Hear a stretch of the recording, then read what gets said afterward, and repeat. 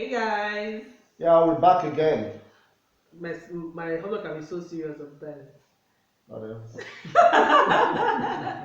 So welcome back to my channel, guys. This is me hanging out with my hobby again. I know we bring you hot anytime we are together. Like you are sure, okay? So in today's video, we're going to treat something very important. You've seen it already in the title. So sit Mm. back, like this video, And share it, chillax. subscribe, put notifications on, and then relax to watch. That's how we Mm. do it on this video. You know that on this channel we live, love, and chill, and right here we always bring you rightful tips to make your relationship and your love life sweeter. Okay, so welcome here, baby. Thank you It's once so good to again. have you. Thank you once Always again. good to have you. What are you looking for? Nothing. Okay. All So right. right. Okay. So I mean, things happen in life, guys, and you fall in love and all of those. You could lose a spouse, and there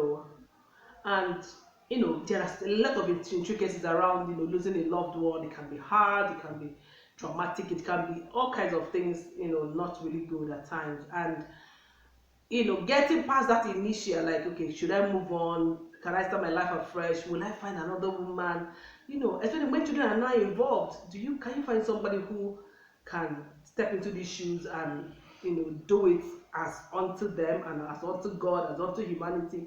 It can be a whole lot, hullabaloo of questions and uncertainties. That's why I brought my chief consultant here. Have you Oh my asked them? God. Okay, you know what? Let me put it this way. Mhm. I would have actually asked for consultation, but this has been paid for. Actually, it's been paid for because Yeah. I've seen a lot of people who are in that shoe and they're not able to come out. Mhm. So I want to plead with you.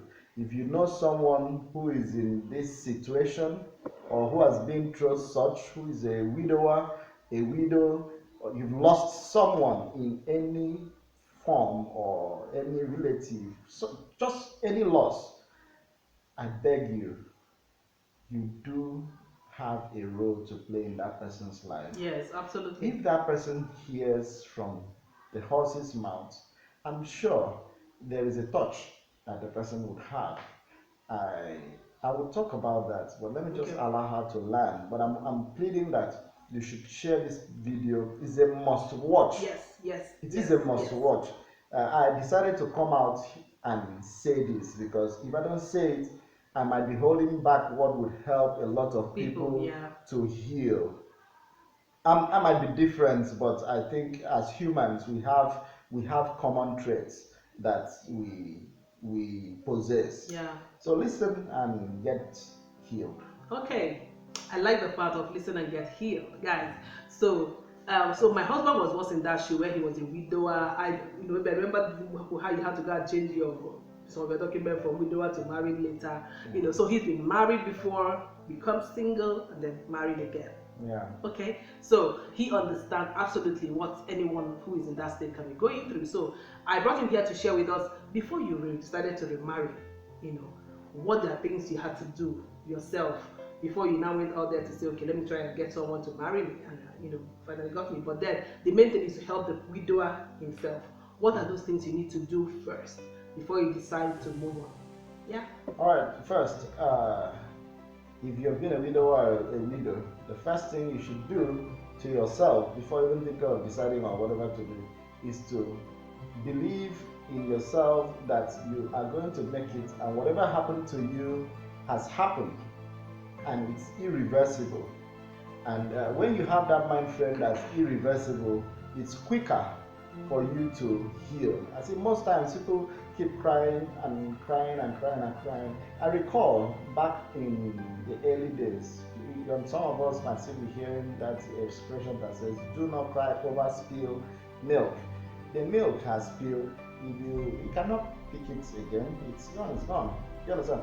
But you see, that mind frame is that connection between you and your creator. If you lose it, you see, sometimes someone loses a spouse or a partner and the person goes along with the Yeah. person. It is the mind, because If you give up in the mind, let me tell you, it is very difficult for somebody to die. It is very, very difficult for somebody to die. The only, even somebody who had an accident, pain can kill, and it is when the pain is too much, it is the states where the mind and the body are no longer in agreement.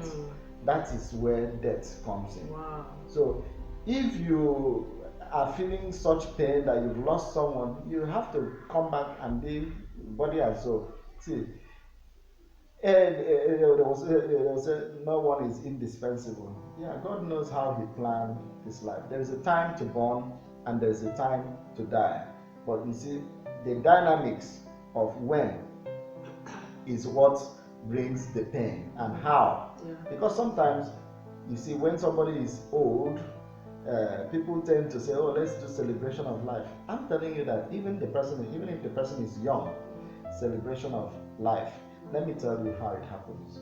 How do you celebrate somebody? You celebrate the person while the person is alive. Do you get the point? You don't celebrate someone when the person is dead because you're just doing idolatry. I would put it that way. But if you have an opportunity to relate with any human being, what you do, and that's been my guiding principle. Give me my flowers now that I can smell them. You got it. That's it. Give me my flowers now that I can smell them. Because afterwards, You can put it on my tombstone. Someone will just dry it. someone will dry it, and that's useless, and you're just killing the emotions. The time would have been used to be productive and affect lives, you know. So it's your mind first step. Mind first step. Yeah. I would say mind. Then, if you have positioned your mind to accept that that has happened, because it's irreversible, as I say. Don't be don't be deceived. It's been appointed for a man to die, and it's once. So when you accept that in your mind, the next stage in your life is to begin to look at identify the problems. As I always use these terms. Whenever you identify the problems, consider that problem almost solved. Let me not say half, because it could just be identification and it's solved. Yeah. So when you know where the pain is coming from, because you would not tell me that because I lost someone. So what about the loss is it that is paining you? You have to get to that point where you say, for instance, let me use myself as an example.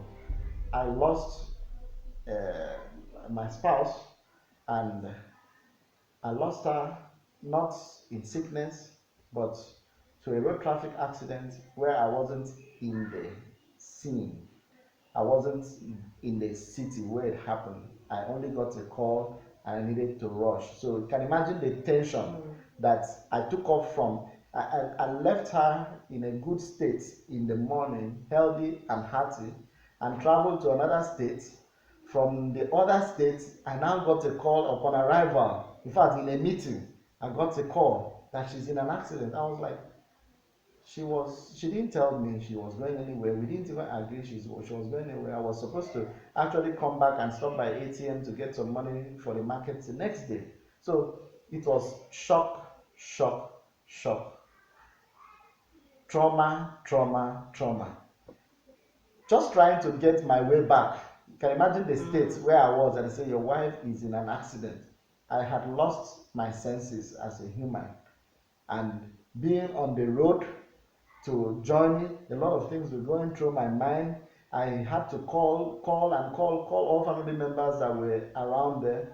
But the unfortunate thing is that I arrived still in pain, because at the point I arrived, I did not know what else to do. Be careful. If you find yourself in such a situation, I'm not praying it happens to anybody, but if you find yourself in such a situation, it can affect your mental health. So you have to be very careful, because if you lose your mental health, it becomes another issue. And how would you know that you've started having issues with your senses? everything will annoy you. Everything around you would annoy you. Everybody will be seeing you as why is he behaving differently? And you too, you'll be seeing everybody behaving differently. Are you seeing the point? Once you see everybody not seeing in your own level, there's a shift. You understand? You are not normal. Then you are likely to have pressure, maybe blood pressure. You are likely to become hyperactive.